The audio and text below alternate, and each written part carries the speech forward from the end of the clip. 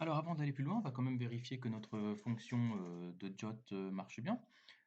Puisque donc si on regarde dans le token qu'on a fait, alors par exemple, vous avez vu que voilà, donc lui il a reçu un token là, et on va le copier là, ce machin, et on va le vérifier.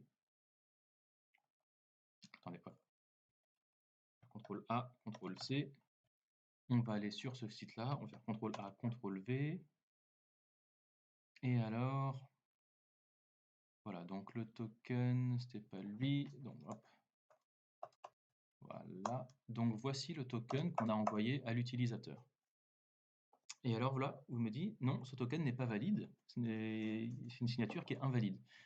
Alors pourquoi est-ce qu'elle est invalide cette signature? Bah parce que lui, pour l'instant, je lui ai dit que je lui ai dit qu'avec Pouet, eh bien, s'il prend ce header là, qui est donc type JWT HS256, et vous voyez que donc il y a bien Benoît Mregen@gmail.com là-dedans. Donc vous voyez que ça, il a réussi bien à décoder ce qu'il y avait dans les deux premières parties du fichier JOT.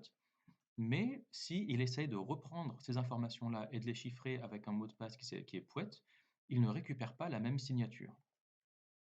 Et donc, pour être sûr que on puisse bien déchiffrer ça, enfin pour pouvoir bien signer et vérifier que c'est un token qui n'a pas été modifié par quelqu'un, il faut vérifier que ça marche si on a le bon mot de passe.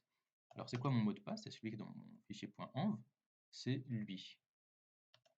Je vais le mettre lui à la place de Pouet. Oups, pardon. Hop, là. Et là, vous voyez bien, on a signature vérifiée.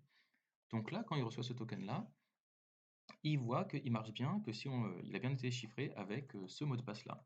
Mais que si on lui change un mot de passe, alors là, oui, mais là, forcément, il me modifie la signature. Attendez. Hop. Mhm. Voilà. Si on lui dit ça. Bon, bref. En tout cas, ouais, c'est le site en fait qui me modifie la signature dès que je modifie le mot de passe. Donc forcément, ça ne marche pas. Mais voilà, donc si je reprends, là, hop, je le remets comme il était avant, là.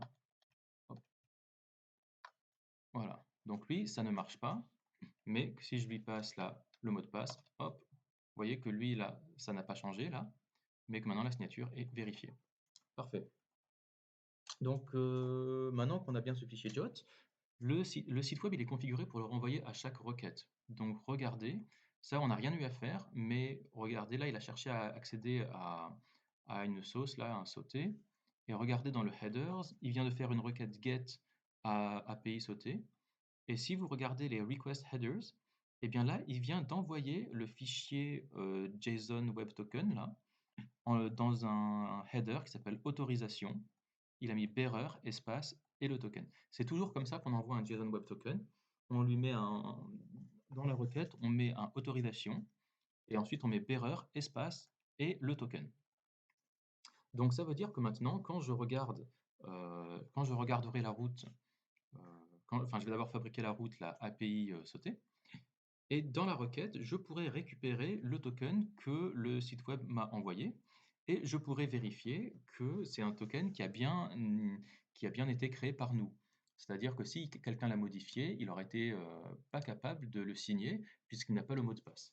Donc on va vérifier quand on reçoit ce token depuis le site web que si on prend la première partie et la deuxième partie et qu'on les enchive et qu'on les signe avec notre mot de passe, on a bien la troisième partie du token et que c'est exactement la même.